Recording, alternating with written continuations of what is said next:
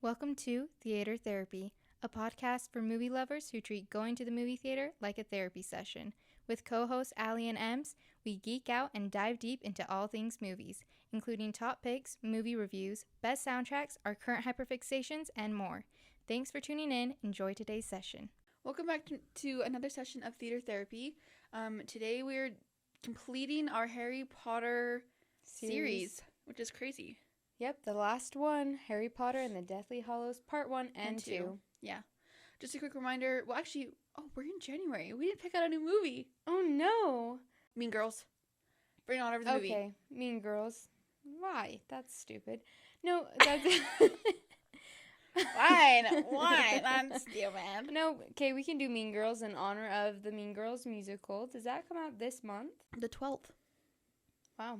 But yeah, let's just jump right into the last Harry Potter. There's a lot to cover. This book obviously is the finale, huge, so yeah. there's like a ton that happens. It's like it finishes off the storyline. So Honestly, actually, like rereading it and then thinking about the Horcruxes that they find in this book specifically, it's such a fast pace. I'm like, yeah, you're telling me that we just pretty much like 9 months they do all this. Yeah, we just spent years of them not finding Horcruxes. I mean, you had a few show up here and there, and then they find it all in like the course of a few months. I mean, at the same time, they weren't really searching for them. Yeah, I guess that's true. But it is kind of crazy that they're able to travel and like go get them all and destroy them all. Like it's just all before Voldemort has a chance to kill Harry too. Yeah, wild. But anyways, as always, we're not doing like every single nitty gritty detail. No, because there is a lot that's changed, like the rest of them. I mean, just to make things like smoother, easier, small things you don't really need. Order of things are shifted a little bit, but yeah, cut a few characters like Tonks's parents, things like that. So, anyways, we'll just kind of go over what really stood out to us. And starting off, I mean, obviously the movies versus the book starts a bit differently, but you get the main gist. You just don't get to spend as much time with the Prime Minister of the Muggle world in the movie, but you like see everything that's happening. That makes sense. Like we're focused in the movie. We're focused on what's happening with Harry and Hermione and Ron. Yeah. So it makes sense to cut out some of like the Muggle stuff, right? Or like the stuff that isn't as like pressing or as important to push the story along.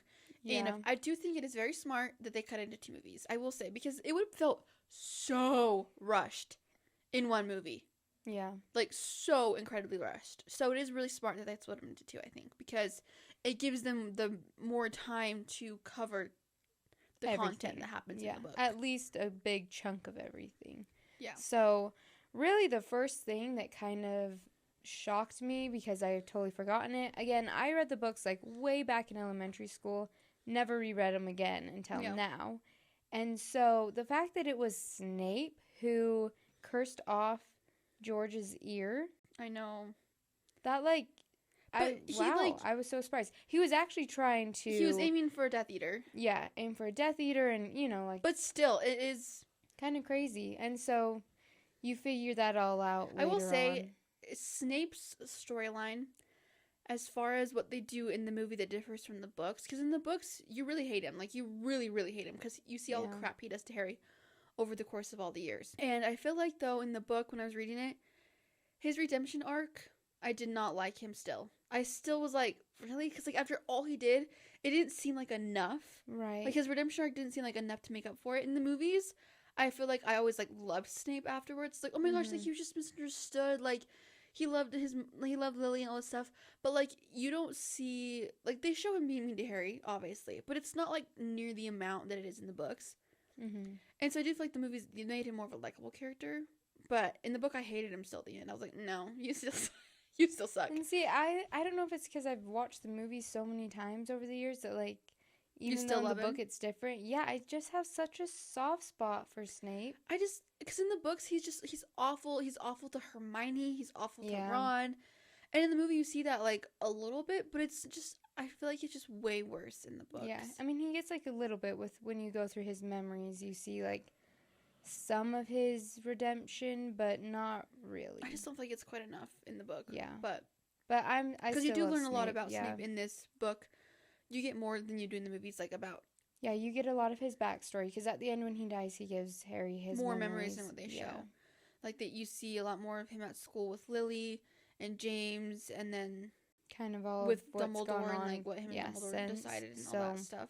Yeah, that's just his storyline is so interesting. We also get a lot more of Dumbledore's backstory in this book. Which, if you're a fan of like the Grindelwald stuff, okay, yeah, like it makes way more sense. I'm sorry, but why is it that I have just never put together the old man is Grindelwald? Yeah. Never in the movies. I've always been they so say his confused. name. I know, but like it never clicked in my mind until now. I've never put that together. It took me a while to figure it out though, but even then I didn't know who he was because up until Fantastic Beasts came out, right? It was just because they hadn't read the book. I didn't know who Grindelwald was. But honestly, and again, like I had read him once and kind of forgotten. But you do learn a lot more about what happened between Dumbledore, Grindelwald, and Aberforth and Ariana. Yeah, so, and I mean, we touch on it like barely in the movies. The book goes into a lot more detail on what really went down and everything. Yeah, so Dumbledore's sister Ariana was attacked by some muggle kids when she was little because she was using magic. So then it made her not be able to control her magic then on. So then they kind of like kept her locked up in the house because she was very unpredictable. And she ends up killing their mom and at some point when she's a little bit older. So then Albus Dumbledore comes back home to like kind of take care of her. And then Grindelwald like moves in like next door or something like that. They become friends. They start kind of plotting like in a way to becoming like... Yeah. You know, like for the greater good is wizarddom. Yeah, I don't know. And then they end up getting in a fight when they go to leave, and anyways, and Ariana gets killed in the crosshairs between Albus, Aberforth, and Grindelwald. Yeah, so that's kind of why they never knew who actually killed her. That's kind of why Albus and Aberforth like fell out of. Which in the movie they just mentioned that like it was because of Ariana's death. They never say. Okay, again, what happened. It's embarrassing how many times it took me to watch that movie before I realized that was Albus's brother. They look the exact same to me. Yeah, but like they look like brothers. Like the fact that they cast people really like looks like him. They do. I was always confused. I was like, who the frick is this Dumbledore lookalike? They literally say his brother.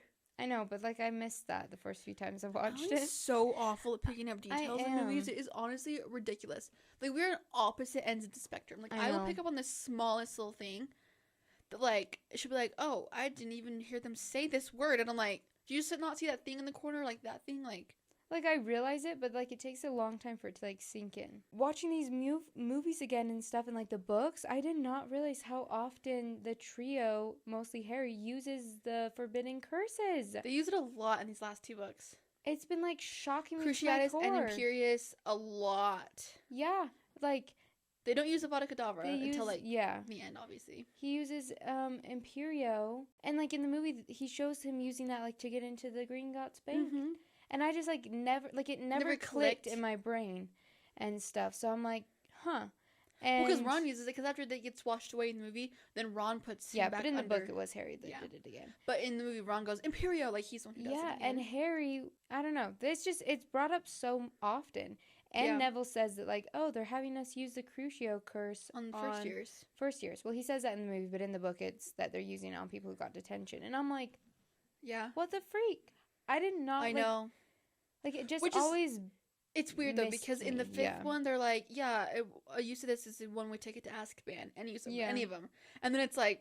it's like every 5 seconds. Scratch. They use them a lot. All the time. But, I mean, it's a time of war, so it kind of makes sense, but... Yeah, I mean, you gotta do what you gotta do to survive, so...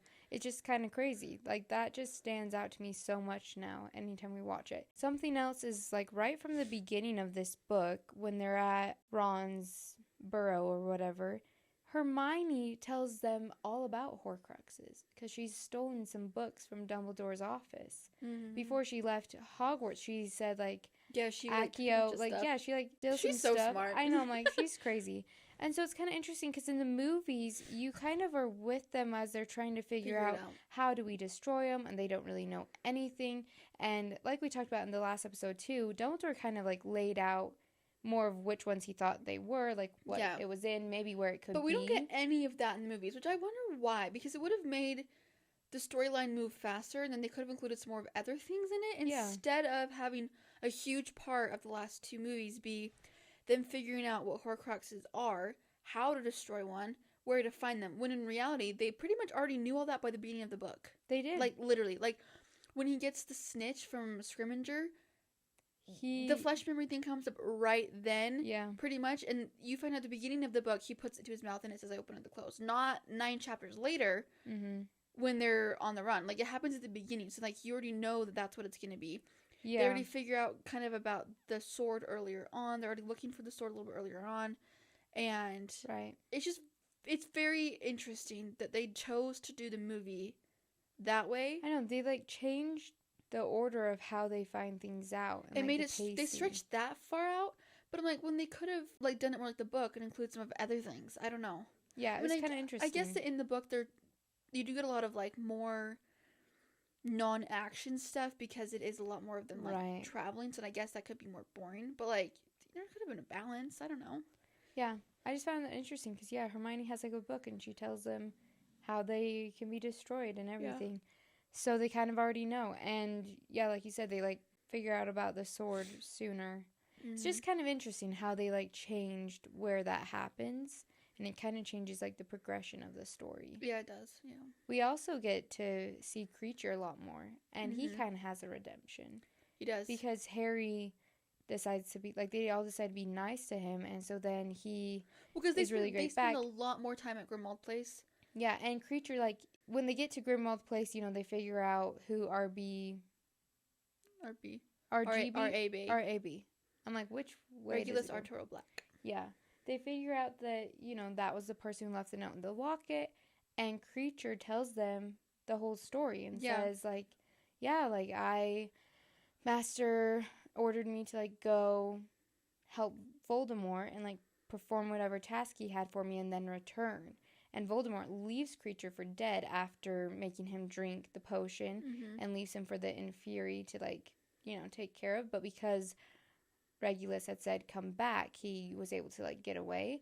And then Regulus was like, okay, now I know how to get in there. So then they were able to replace the locket with a fake. Yeah, and Regulus gave his life to drink the potion and stuff, and he told him destroy the locket. So, like, you get way more detail on that, and, like, you kind of figure out how Regulus dies. Because before then, you kind of just thought he just died, like... Yeah, that Voldemort caught up to him, that he, like, betrayed Voldemort somehow, and Voldemort or the Death Eaters, like, went after him and killed him that way. And so it's kind of interesting to see that, like, oh, no, he, like, sacrificed his life. Yeah. And it's kind of cool that... Because Kreacher really liked Regulus, and Regulus was nicer to Kreacher. And so I thought it was interesting that instead of making the elf sacrifice himself and, like... Yeah. Regulus does it, like, that was kind of a really interesting tidbit. Well, and it kind of shows that, like, more than just Sirius in the Black family was a good wizard. Even though Regulus had a stint on the dark side, he kind of realized the error of his ways and, like, in the end, tried to fix something. So that was really interesting. And you see them, they stay at, like, Grimmauld Place for quite a while. Like a month or something. Yeah. Planning out their Gringotts and trying to figure out what to do next and stuff. Like, so that's kind of a fun tidbit. And then the Gringotts I've always loved that scene in the movie. Helena Bonham Carter, like, acting like Emma Watson would be as Hermione as, like, it's just, like, such an interesting, like, thing. Yeah. Because they had Emma act it first, how she would, and then Helena had to, like, copy her. It's a very, like, you get to see, like, more practical use of the magic in the sense of, like, they're literally trying to, like, sneak into Gringotts of all places. Yeah, the craziest place to sneak into. And they're able to do it because of the Polyjuice Potion and then, obviously, the Imperious Curse and all those things, so... Yeah. I will say I do love that one too because I love the dragon at the end. Like, them riding down on the dragon is low-key cool. It is cool. I guess in the book it was Harry's idea, but that's, neither here nor there. Potatoes, yeah. And the movie is, again, the movie just takes what was in the book and makes it 10 times more movie scene perfect. You know what I mean? Like, yeah. They add more action. It just reads out differently than the book does. Well, I mean, they're different mediums of so, like, I really like the way they show it. Another thing is that Harry is actually wanted for Dumbledore's death. Because obviously Snape lied because he's pretending to be. Right. And that was a way for everybody to be on the lookout for Harry and, like, to try and capture him. So that Which also, they don't talk about this in the movie, but they put a taboo on Voldemort's name. Yeah. So that, like, if you were to say Voldemort, the Ministry could find you like that. And like, the Snatchers would come and get you. Yeah. And that's how they get snatched later on in the movie. Yeah, I'm like, why didn't they actually use that? Because that's like, I know. Because that's part of the thing. Like, I remember back when the movies and books and stuff was like a huge thing, and people reading it or the fans wouldn't say Voldemort because they liked the whole taboo thing of it. Like, they'd be like, oh yeah, like, he must not be named. Like, it was literally a thing. I remember people being like, I remember that too. No, like, we don't say his name. And I was just like, why? But then, like, it's a taboo thing in the book. Like, they literally make it that. And I wonder why they didn't decide to include that in the movie. I know, I don't. Because, like, Harry's always saying it. He's always just saying Voldemort, Voldemort. I'm like, dude, you would literally be snatched up so fast. Yeah. Well, yeah, they make a point of it that he says it all the time. And then in the book, like, at first, like, they're, going on the run. And Harry would go to say it, and Ron would cut him off every time because he didn't like it when he said it. Mm-hmm. And so I'm like, Ron's literally out here saving your life. For real. And then he tells him that they've actually put a spell on it and stuff when he comes back after he left him. Kind of jumping back towards the beginning, like when it's like the wedding for Fleur de la Cour and Bill Weasley. Yeah. I found it interesting in the book, Harry does use Polyjuice Potion. Yeah. He pretends to be a Weasley cousin. Well, because he doesn't want to put anybody in danger by being there or, like, be revealed that he's there. Because you never know who could snitch on you. Yeah. But in the movie, obviously, he doesn't. And in that same idea, when he goes to his hometown... Godric's Hollow, yeah. Him and Hermione are using Polyjuice Potion. And they're under the invisibility cloak. Yeah, okay. I have gripe with the invisibility cloak. Why? Do you know how often... And they use it a lot. And it is just the most, like, annoying thing. It's such a cop-out. It kind of is. No, I loathe. By the time I finish reading all these... They use it a ton in the books. Like, a ton. But at the same time, it makes sense why they use it because, why would you not use it? If you had access to it. Like, for a safety thing, because, like, nobody can see underneath it besides, like, random few people. Like... I know, but still, I just hate it. It just irks me how much they use it. Like, it's so stupid. Like, I get it, and I get, like, if you have access to it. Let's talk about the invisibility cloak, though, and what it is in the Deathly Hallows. Because it is... They never confirm this in the movie. Of course, they don't confirm this, but Harry is a descendant of the Peveril family. Yeah. And Dumbledore tells him all of this at the very, very end when he gets killed, and then he, like, sees Dumbledore. Right, and goes into the weird... But Harry is a descendant of the Peveril family, so that's why he has had the cloak in his family for generations or whatever. Mm-hmm. And, they of course explain the Deathly Hallows and that it was the three brothers. One had the cloak of the invisibility cloak, the Elder Wand, and then the Resurrection Stone. Mm-hmm. And Dumbledore even admits to Harry that he was wanting to become the Master of Death. He was trying to collect them all. And stuff. I do think it's funny, though, because, like, Harry literally does become the Master of Death, though, because he gets possession... He has them all at the end. Of all three at the end. Which is just another cool thing that, like, another, like, prophecy thing is that he is a descendant of the family, and he ends up... Yeah, kind of a full using all of them moment. to, like, use them to defeat Voldemort. Mm-hmm. It's just one of those things, and, like, that is actually really smart to, like, put that in there. Yeah. It's kind of cool. It's, like, on top of him being destined to... on top of Voldemort, like, choosing him kind of for the prophecy, Harry is even more equipped to defeat him because he has the Deathly Hallows. Like, it's just kind of cool. Well, and, like, Harry literally is a Master of Death. Like, he is not... He's been trying to be killed, like, so many times. Killed many times. And, like, 2 times, like, survived the... Avada Kedavra curse. Mm-hmm. And Avada Kedavra. I don't know why I can never say it. You can never say any of these spells right. It's so irritating. I can say it just fine when I'm messing around. I'm like, Avada Kedavra. But, like, if I try to say it, I can't say it. You still said it wrong just now. I know, because I was trying to say it. So stupid. You can't speak Latin is your problem. But he's, like, literally a Master of Death, which is a very cool layer to this story. To the end of it, yeah. Yeah. Especially because, like, Dumbledore was trying to do that.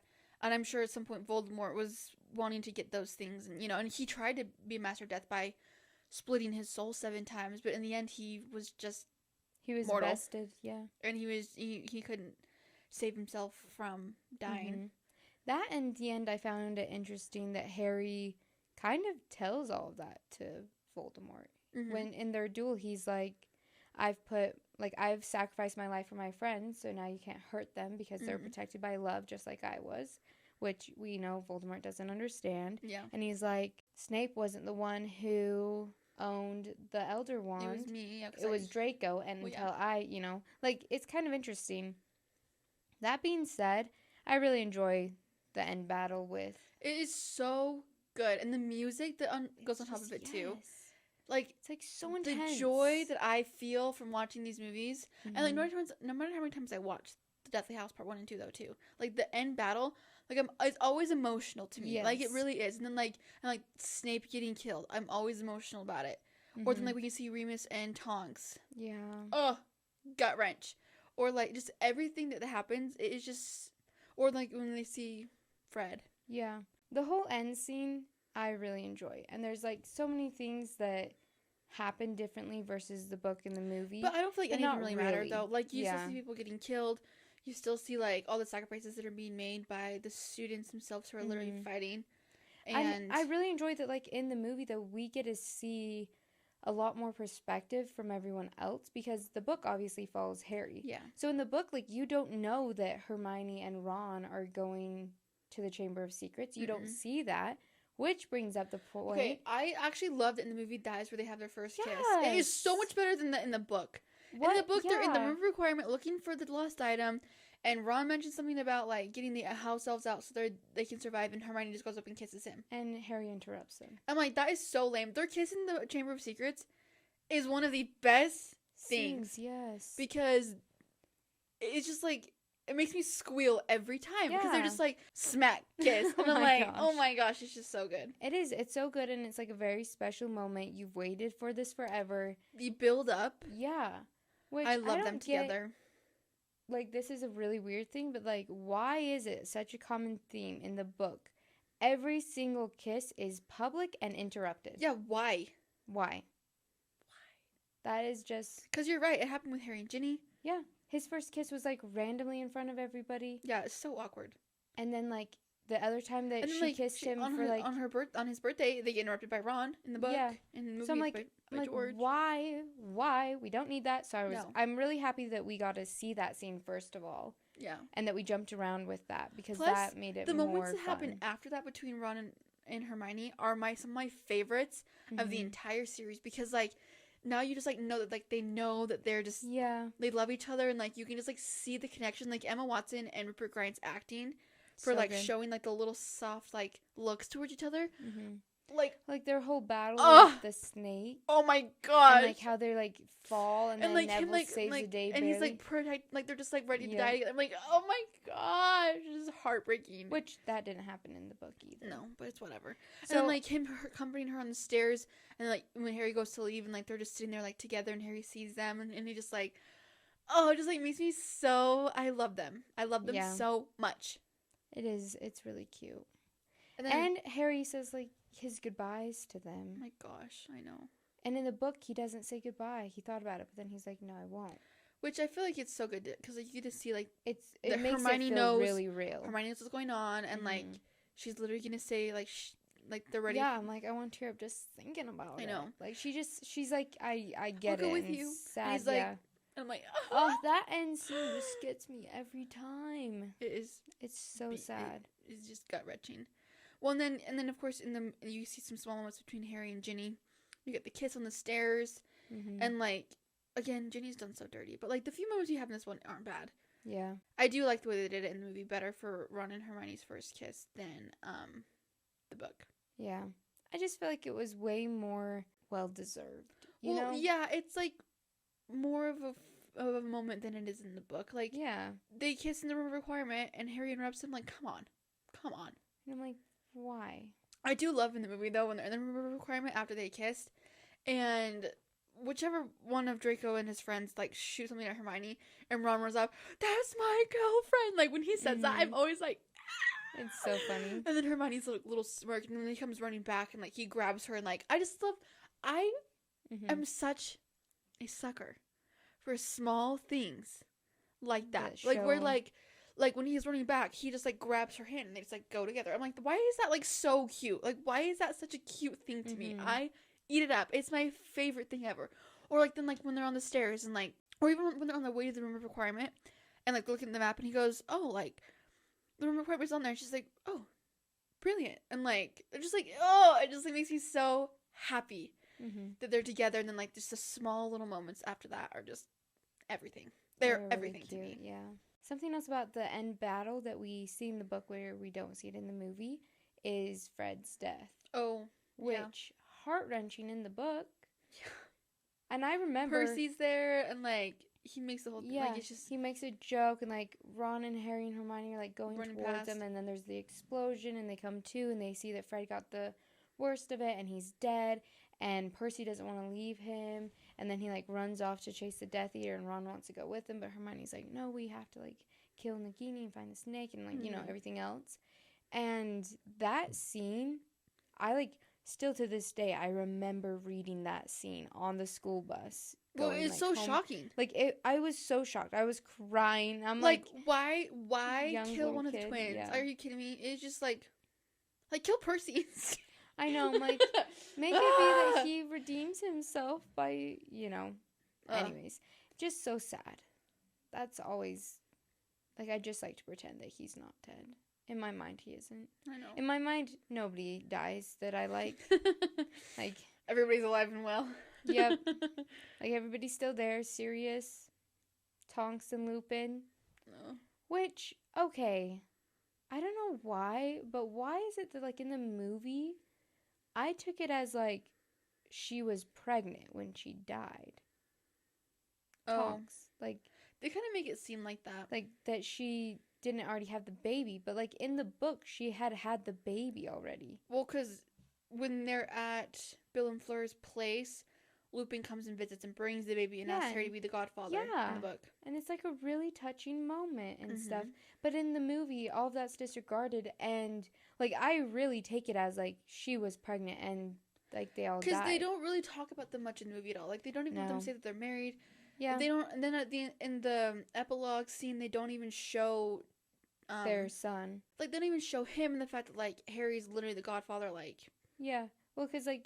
raising him, pretty much. They see him in that little epilogue, and he's kissing Fleur de Claire and Bill's daughter and stuff, which is just a fun little moment. But, yeah, in the movie, like, I don't know, I've always taken it as she was pregnant, and they all died together.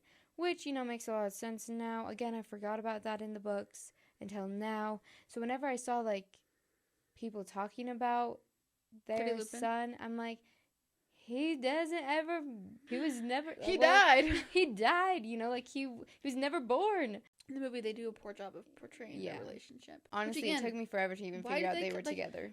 Again, all it requires is, like, 3 lines. Like, you don't even have to, like, she literally show like, anything. we have exciting news, and then... Like, you don't even have to, like, show anything. Just have them, like, say something and move forward. Like, you don't even... But they don't even do that. Like, give us something. Yeah, ridiculous. They leave so much up to hoping that the viewers have read the books and are interpreting it correctly.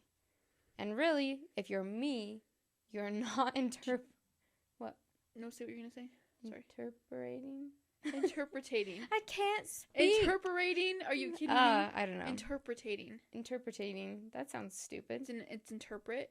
There's a T at the end. Interpreting. Yeah. Otherwise, it would be interpreting. You're cutting out the T and interpret. That sounds dumb. Interpreting. Yours sounds dumb. Interpreting. Shut up. Anyways, they're interpreting it differently. I hate that word. What's a different word? Understanding. Yeah, whatever. Scratch that. Yeah, it's just like you kind of just have to take it as you see it, I guess. Like I said, I don't pick up on things, and I totally forgot about a lot of the book stuff until now. So I'm like, certain things took me forever to pick up on, and I just guessed at others. So, well, like I said, I'd never read the books until last year, and I was freaking out about all these details that I had no idea about. I was like, oh my gosh, this happens, and this happens, and this, and this, and this. I will say there's some really funny moments in the movies that I do like love that they threw in there, like.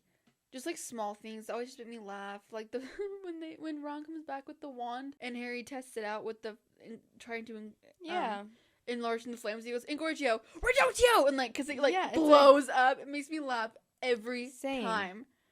Because him and Ron just, like, freak out. And it's and it's the flame shooting straight up. Funny. I know, I like a lot of what they did with the movies. Like, I'm good with it. Like, so do we finally want to talk about which movie is our favorite? Which book and which movie, and then which one It was our favorite book to movie adaptation. I think we needed to narrow it down. That's too hard. I didn't even think about it. I think I know which book was my favorite one to read.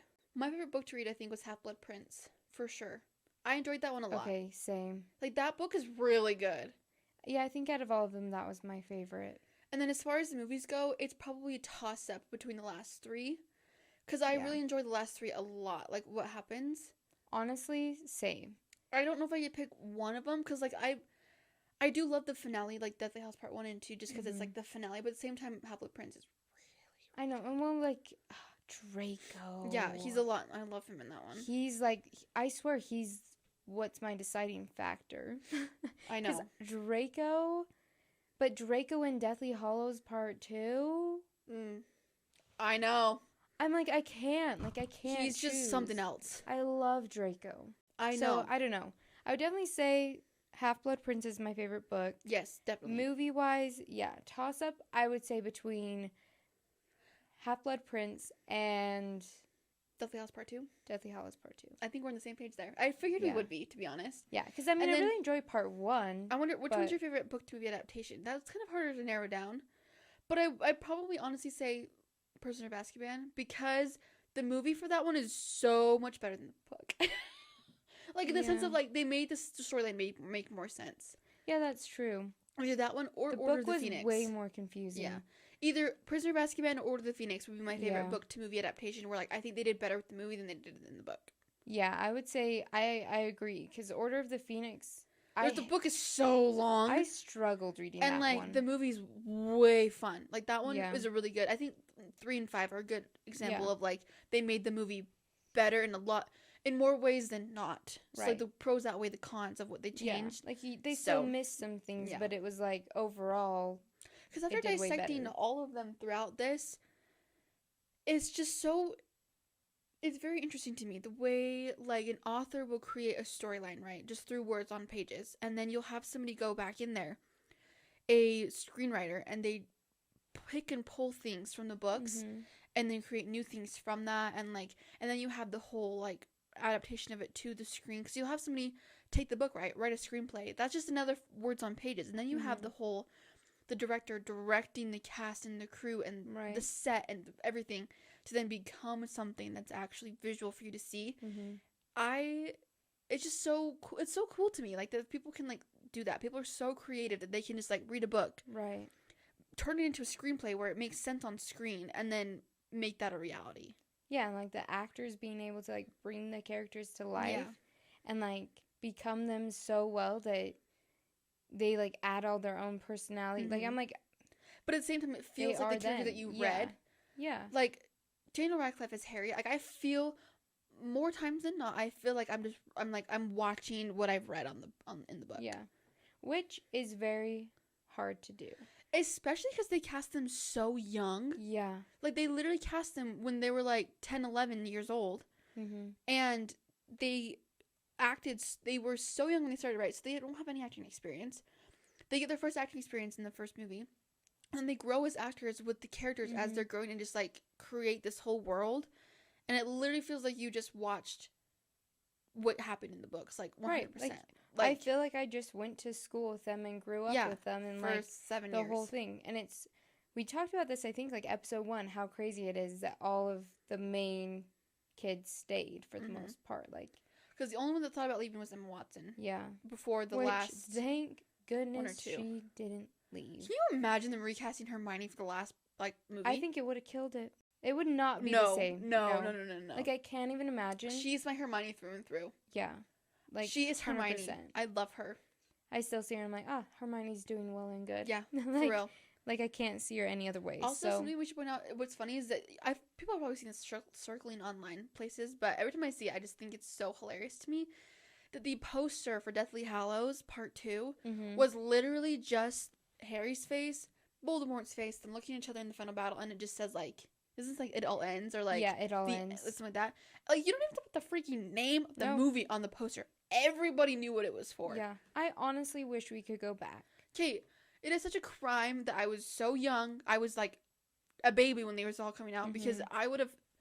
You best believe, if they ever, like, a re-release in theaters, I will be camping out at the theater. I will not leave. I will binge all 8 movies back to back. Same. Like, I would live there. It would be my heaven. It was just like such a good time. I got to go to a couple, but I never got to experience them in the theater. It's just cruel. It is so cruel. Well, and nowadays, like, there is not that hype around any movie. The movies that we have been so awful. With, like... We're struggling because it's, like, there's not really a ton of good movies coming out. They keep getting pushed, or then, like... But then again, they all feel like kind of the same. Like, a lot of movies now, like, they're all, like, gearing towards more action movies. They all feel like the same movie. Yeah. And I'm like, can we get something different? Give me some more Harry Potter type stuff where it's, like, some mystical magic going on. Because, oh my gosh. Yeah. I know, I'm like... I love the hype of going to the movies. Opening night, everybody's there for the same reason. Everybody's big fans. It's crazy. I love going to the movies. I haven't been to the movies since we went to Barbie and Oppenheimer, dude. In July. Well, really? Because there wasn't any that came out. And then as soon as they started coming out again, you went without me to a couple of them. Sorry. And I just haven't gone. I'm, like, physically aching to go to one. That's why I'm so excited for Mean Girls. Yeah. I'm very nervous that it might disappoint me, but I'm so excited. Yeah, I just miss it. And I was, like, big into Marvel. Like, way big. Yeah, you were huge into Marvel. You got me into Marvel when I was, like, 15, and we went to... We would go to a lot of them every time they came out, and it was, like, the thing. Now, it's, like, meh. Yeah, I mean, I used to go opening night every time. I was, like, watching for the tickets to drop, pre-ordering them the second they did, and then opening night, and I would go 2 or 3 times within the opening week. Now it's just not the same. And, like, with Endgame, and Spider-Man, No Way Home, it's died. Like, it's well we need something big. We need something good. I know, I miss, like, the excitement and, like, the really big shared experience where it's, like, the whole world feels like they're all freaking out together and, like, going to the movie together. Like, I love that. So, Harry Potter will forever be my all-time favorite. It is a cult classic. It is out there. It is so good.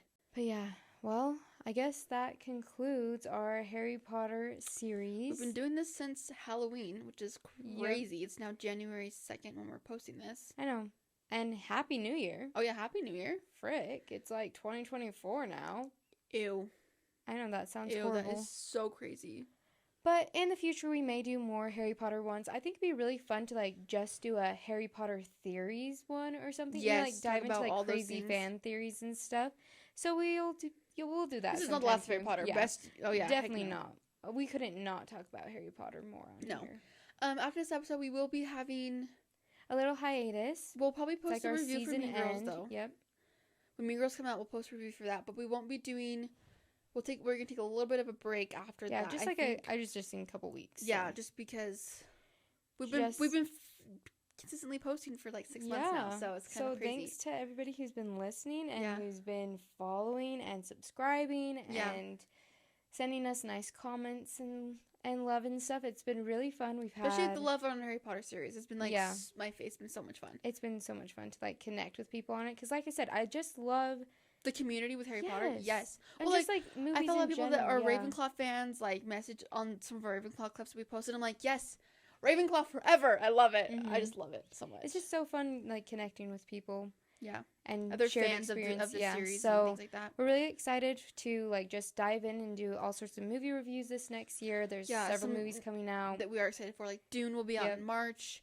And there's a couple other ones, like some rom-coms and stuff coming out. So we'll be looking at those. Like we'll be doing some more reviews. And then we also want to get into doing some more, like, book-to-movie adaptations. Yeah. So let us know your favorite book that was turned into either a movie or a TV show, and we'll read it and talk about it. Yeah, because the other thing to know is that we love to read. So yeah, a lot. So it's like the best of both worlds. But anyways, until next time, we'll follow us everywhere that we're at. YouTube, TikTok, Instagram, Apple Podcast, Spotify, everywhere. All the things are tagged down below.